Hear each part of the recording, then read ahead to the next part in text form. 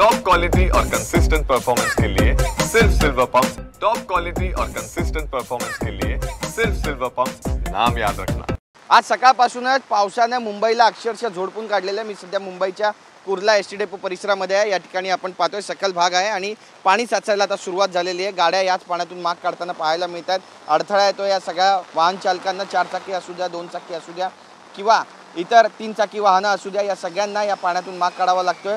पाण्याचा जो निचरा आहे तो काही होताना दिसत नाहीये आणि त्यामुळे आपण पाहतोय की कशा पद्धतीने आता या संपूर्ण परिसरामध्ये कुर्ला असू द्या, चुनाभट्टी असू द्या, सायन असू द्या किंवा इतर जो सखल भाग आहे त्या ठिकाणी आता पाणी साचायला सुरुवात झालेली आहे। सकाळपासूनच पावसाची कोसळधार मुंबईवर बरसते आणि आज दिवसभर मुंबईला हवामान खात्याने रेड अलर्ट जारी केलेला आहे। त्यामुळे अशाच पद्धतीने पाऊस पडणार असल्याचं सुद्धा हवामान खात्याने भाकीत केलेलं आहे। काळे ढग दाटून आलेले आहेत, मुसळधार पाऊस पडतोय आणि या मुसळधार पावसामध्ये गरज असेल तरच घराबाहेर पडा असं आवाहन सुद्धा महानगरपालिकेने केलेलं आहे।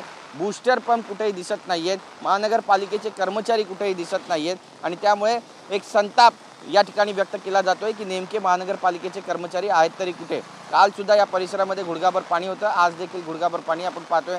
बघा कशा पद्धतीने ज्या दुचाकी आहेत त्या या ठिकाणी बंद पडत आहेत आणि तरी देखील यातून त्यांना माग काढावा लागतोय।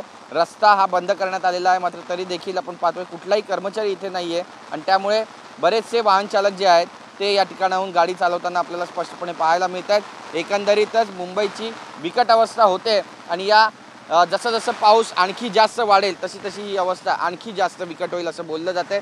यातून नेमका माग मुंबईकर कसा काढणार आहेत पाहणं महत्त्वाचं ठरणार आहे। कॅमेरा पर्सन प्रेमसह गिरीश गायकवाड, TV9 मराठी, मुंबई।